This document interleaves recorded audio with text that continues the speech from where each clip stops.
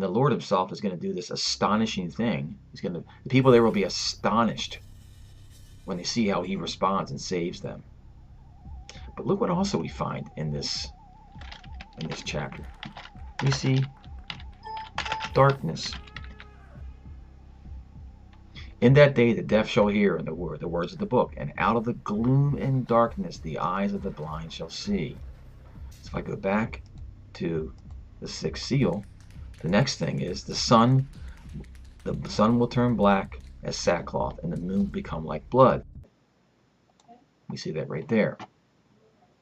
And what I would say about this, a lot of people have looked at this and said, oh, that's going to be a solar eclipse or a lunar eclipse at the same time, because it happens on the day of a full moon. This is a 1-day event, or it starts on a day, and the sun will be black and the moon will be like blood.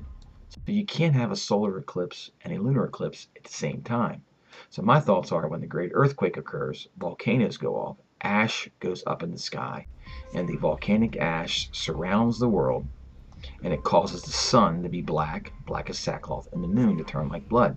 When there's been other volcanic eruptions, the full moon has turned out and looked like blood.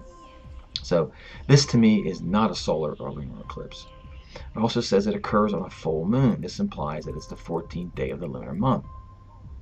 So full moons are always on the 14th day. I could go to the calendar and show you literally the instant that the moon is full. The way the Jewish calendar or the lunar calendar works, it's the 14th day of the month. And just the question is, what else happens on the 14th day? What other thing happens on the 14th day of the month on God's calendar? Well, Passover. It's the only feast, or Moedim, or appointed time that occurs on the 14th day. Okay, now there's the Feast of Tabernacles, which occurs on the 15th day to the 21st day, but this is the 14th day. And that would be in the springtime. So it doesn't have to be on that 14th day in the springtime, but that's what it says. Now there's 12 months a year, 12 lunar months a year, so there could be 1 of 12.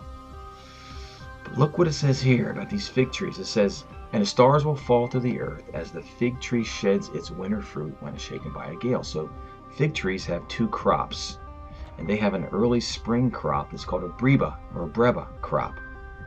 And the breba crop is the winter fruit that grew through the winter. That's why it's called winter fruit. And it's ready, it becomes ripe in the spring.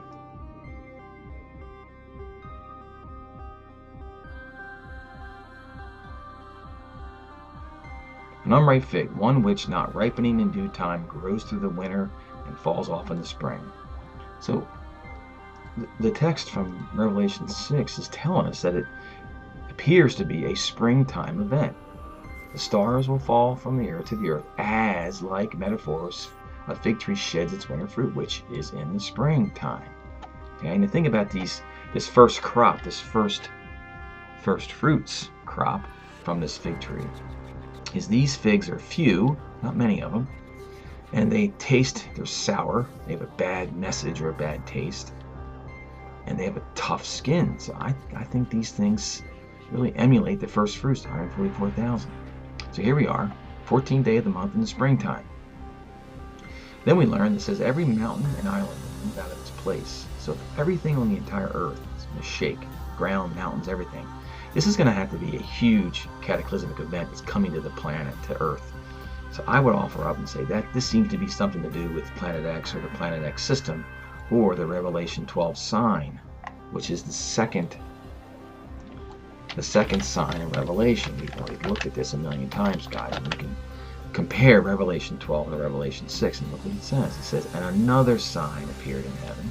Behold, a great red dragon, 7 heads and 10 horns. Now this other sign, this great red dragon, is this Planet X star, the brown dwarf star with 7 planets. We've all heard this before. The leaked NASA scientists have all just given this away. It's a brown dwarf star about 1/8 the diameter of our own sun. It's got 7 planets and a bunch of moons. That's what that is. These planets and this star, this brown dwarf star that emits infrared radiation, it's got this big planet. We all talk about Planet X from the Nibiru. It's going to make a showing, and this is that second sign. And it's going to cause darkness somehow. And look what it says. And his tail swept 1/3 of the stars of heaven, cast them to the earth. cast them to the... What else is cast to the earth at the sixth seal? What it says here. And the stars of the sky fell to the earth. They were cast to the earth. It's the same thing. Now, those stars can mean angels, because angels come later in Revelation 12. Okay. So we can see this, every mountain moving out of its place. I see that as the great red dragon causing havoc on the earth. That's where it gets interesting now. The kings and the great ones will cry, fall on us, hide us. They want to hide in the mountains and the rocks. I would say they're going to go run and hide in their deep underground military bases that they've built. That's why we're $20 trillion in debt. But if you look at this phrase, fall on us, cover us, this is in two other places in Scripture. The same phrase. Jesus himself mentions this. Luke 23. See, you got to take these clues. Jesus literally says the same exact thing.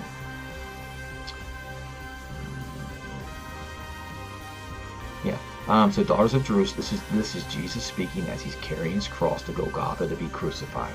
Jesus says, behold, the days are coming when they will say, blessed are the barren, and the wombs that never bore, or the breasts that never nursed.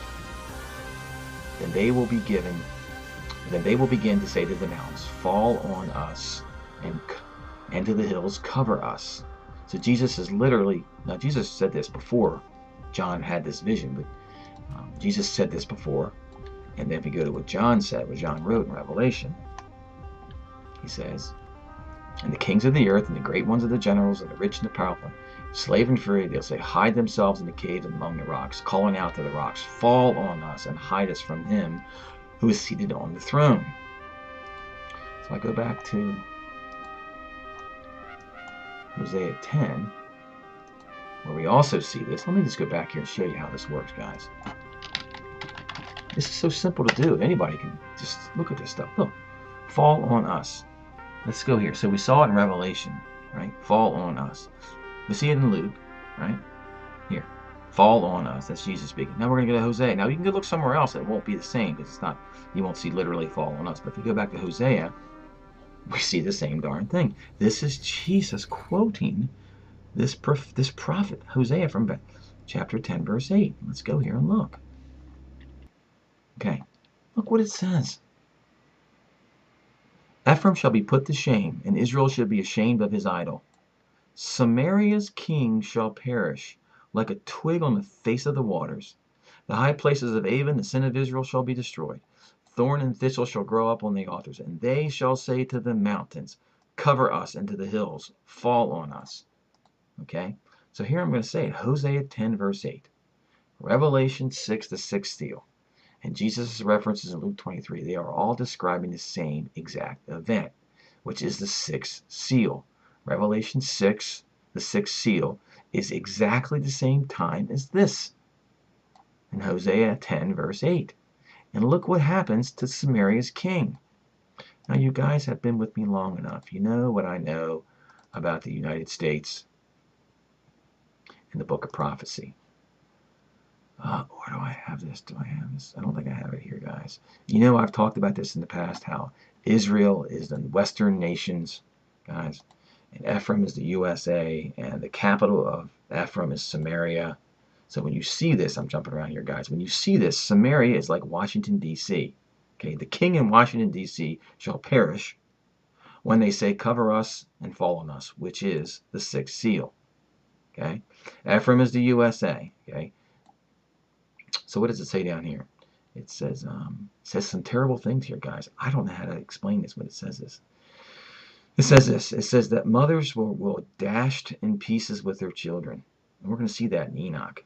Same thing. Enoch makes exactly the same reference to this, guys. Okay. So I kind of gave it away. Current knocking into the White House will be taken out at the sixth seal. I don't know if you can pick it any other way. Samaria is the modern representation of Washington, D.C. Ephraim is USA. Okay. We also learn that the wrath of the Lamb begins at the sixth seal. Paul says we're not appointed to wrath. That's what it says in 1 Thessalonians 5:9. So those who have sacrificed themselves and given themselves over as a living sacrifice, when the sixth seal comes, they will be kept from this terrible time of trial that'll come upon all those who dwell on the face of the earth. You guys know that, Revelation 3:10. The church of Philadelphia will not be here for this. All right. So what do we learn? We learned the bottom line is this: the sixth seal will occur in the springtime. It appears on a full moon, which is the 14th day of the month, a spring month. But yet there's more clues to continue on.